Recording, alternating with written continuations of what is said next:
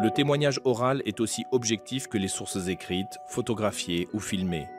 Chaque parole porte l'intention et l'histoire de celui ou de celle qui raconte. Antibes est libérée le 24 août 1944. Le 15 août, les forces alliées débarquent dans le Var. Les troupes américaines progressent en direction du bassin antibois. Parmi les 18 000 Antibois qui peuplent encore la cité, beaucoup suivent l'avancée des troupes, l'oreille collée à leur poste de radio. Mon père écoutait Radio Londres. Il avait une radio dans une petite pièce. Et il fallait faire très attention parce qu'ils avaient des camions avec des écouteurs, les trucs, ils écoutaient les Allemands. Mais ça a commencé par poum poum poum poum. Ici, Londres, les Français parlent au français, parlent au français. Radio Paris ment, Radio Paris ment, Radio Paris est allemand, ça je me souviens très bien. Et donc c'était une joie rentrée, quoi. Hein. On ne pouvait pas extérioriser, on ne pouvait pas courir dans les rues comme des fous en disant « ça y est, ils ont débarqué ». Ça n'aurait pas été bon. En 1944, Jacques Mosser a 19 ans. Et cela fait déjà 2 ans qu'il a rejoint le groupe antibois des FFI, les Forces françaises de l'intérieur, dirigées par Alexis Bonfils. Ses parents ignorent alors tout de son engagement. Il est aux côtés de Casimir Salus et Simon Santoni, 2 héros antibois de la Résistance. Dans la nuit du 20 au 21 août, les Allemands font sauter la plus grande partie du port d'Antibes. L'opération a été retardée de 24 heures grâce à une coupure téléphonique exécutée la veille par la Résistance. Dans l'après-midi du 23 août, c'est le phare de la Garoupe qui est détruit. Il emporte avec lui plus de 100 ans d'histoire. Suffoqués par l'explosion, les pêcheurs de la baie de la Salisse lèvent les yeux pour voir leur phare s'incliner et s'effondrer. Les communications sont coupées, les pylônes des postes de transmission de Juan Lépin et de la Brague gisent à terre. Pendant toute la nuit du 23 au 24 août, les résistants s'opposent par tous les moyens à la destruction des centres vitaux de la ville, des voies de communication et des ouvrages d'art. Fils de résistant, Robert Chapelleau a 12 ans en 1944. Il remplit déjà des missions pour la résistance FFI et il est chargé de garder le pont de la Valmasque. Quand il y a eu la libération, les Allemands ils sont partis. Antibes a été libéré sans un coup de fusil, à part ceux qui sont morts au pont de la Brague. Mais là, à Antibes, ils ont toujours oublié qu'il y avait un deuxième pont qui était sur la Valmasque. Et c'était l'ancienne route de Grasse. Et c'était la seule voie pour aller à Grasse. Sinon, il fallait passer par Cannes. Là, il y avait un pont. Le pont, on s'est débrouillé pour qu'il ne saute pas. Et ça, personne n'en parle. Le soir du 23 août, le moral des troupes allemandes est au plus bas. L'ennemi bat en retraite en direction de Nice. Charles Burdisseau, lui, a tout juste 17 ans. Il est engagé dans la résistance FFI. Avec son groupe, il est posté derrière le Palmarium. C'est l'ancien cinéma du Grand Hôtel, situé sur l'actuelle place de Gaulle. La nuit de la Libération, la veille, on était au Palmarium, et derrière le Palmarium, il y avait un grand champ. Et à partir de 7 heures du soir, on les a vus partir. Et on était dans le pré, il y avait un pré, on était dans le pré. Jusqu'à minuit, ils sont partis. Hein. On les a vus passer, il y avait au début les voitures, après les chevaux, à la fin, c'est des petits papiers. On les a vus passer. Et alors on disait à notre chef, on disait, et si on en faisait rentrer 2 ou 3 là, on les désarme. Boum, tout laissez-les partir, ça peut être un désastre. Sur le terrain de la Résistance, le capitaine de réserve Auguste Vérine, alias Gustel, est à la tête des FFI d'Antibes. Il décide de passer à l'action dans la journée du lendemain. Gustel peut compter sur un peu plus de 300 patriotes, des groupes d'action d'Antibes, de Valoris et de Biot. Le matin du 24 août, avec ses hommes, Gustel passe à l'attaque. Il reste l'équivalent de 3 compagnies allemandes qui stationnent aux alentours de la villa Altana dans les bois des Terriers. Les postes allemands tiennent toujours les blocos du Cap, de Sarramartel et de la Sarrazine. 200 soldats allemands sont capturés, ils seront remis à l'armée américaine. Au même moment, Jacques Mosser est réveillé par un ami. J'ai sauté par la fenêtre et je suis parti. Il m'a donné mon brassard FFI et nous sommes descendus en courant jusqu'à la caserne Gazan. Nous étions là, une quarantaine à peu près. Là, nous a donné nos armes. Moi, on m'a donné mon revolver et ma fameuse grenade allemande. Et il fallait partir dans les rues et se montrer en groupe. On n'a pas fait d'action d'éclat. On n'a pas, à la vérité, libéré Antibes, puisqu'Antibes était déjà pratiquement vide. Il y avait des Allemands encore, il y en avait encore. Il y en avait du côté de la Fontaine particulièrement.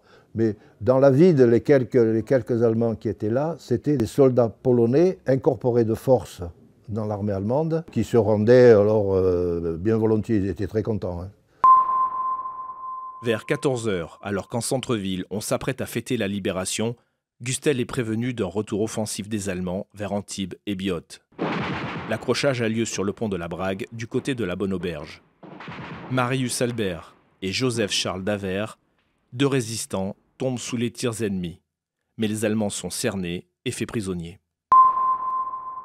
À 18 h, une estafette vient annoncer l'arrivée des Américains. À nouveau, la ville se couvre de drapeaux. Toute la population accourt pour les acclamer. Un fort détachement de parachutistes avec quelques chars de combat entrent en ville. Germaine Leonetti, fille d'horticulteur du Cap d'Antibes, est dans la foule. Elle a 19 ans.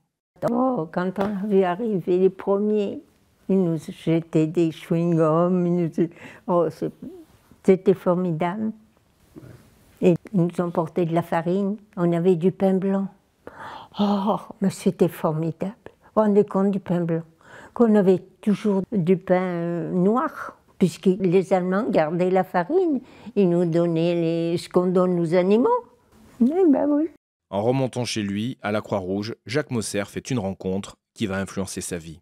Donc le soir, je suis rentré chez moi et je suis tombé nez à nez avec des parachutistes américains. C'est eux qui d'abord m'ont demandé qui j'étais et ils m'ont demandé ceci, est-ce que tu as des tomates?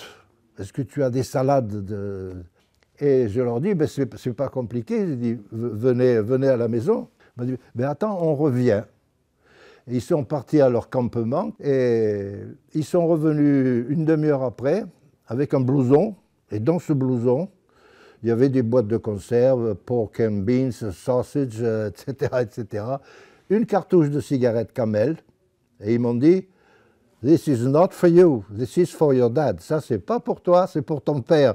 Et nous, on leur a donné les tomates, les salades. Ma mère leur a préparé de la salade, mais on n'avait pas d'huile. Ça n'existait plus, l'huile. Il n'y avait pas d'huile d'olive, pas d'huile. Et ma mère était pianiste. Elle s'est mise au piano, on a chanté. C'était vraiment... Et puis, c'était la joie, c'était l'exutoire. Moi, j'étais heureux comme un prince. Je disais, ça y est, c'est fini, on va pouvoir sortir dans les rues comme on veut, etc. Ils sont restés quelques jours là. Et c'était très sympa. Je les ai revus par la suite et quelques temps après, j'ai appris qu'un des deux avait été tué en Italie. Il avait 19 ans. James J.S. il s'appelait. Il était d'Atlanta, aux États-Unis.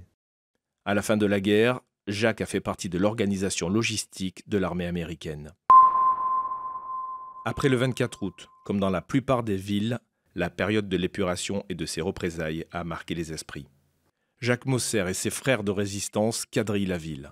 Nous avions une traction avant, c'était Casimir Salus qui la conduisait, et il fallait montrer aux gens quand là. C'est là où j'ai vu des choses qui ne m'ont pas plu. Un autre groupe de résistance comme nous arrêtait des femmes. Laure Majano a 12 ans. Elle vit rue de l'Horloge dans le vieil Antibes. Pour elle, la période de la libération laisse un souvenir amer. La libération, je l'ai vécue avec d'autres amis, on l'a vécu un peu dans la peur. Hein. Parce que la libération, ça a été les femmes qui étaient tendues sur la place nationale. C'était affreux.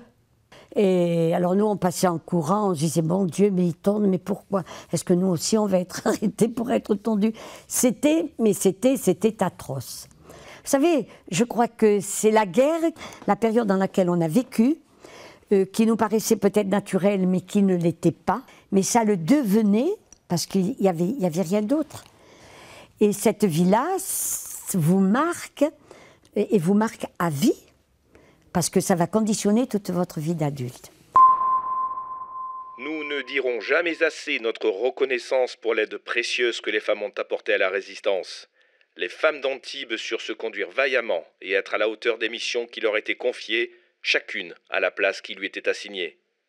Nous devons leur rendre un hommage juste, un hommage mérité. Extrait de l'histoire de la libération d'Antibes, rédigé en 1951 par le commandant Auguste Vérine et les acteurs de la résistance locale.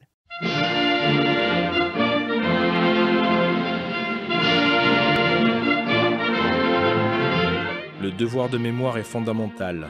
La ville d'Antibes-Juan-les-Pins s'attache à le faire vivre. Elle transmet son histoire aux générations futures.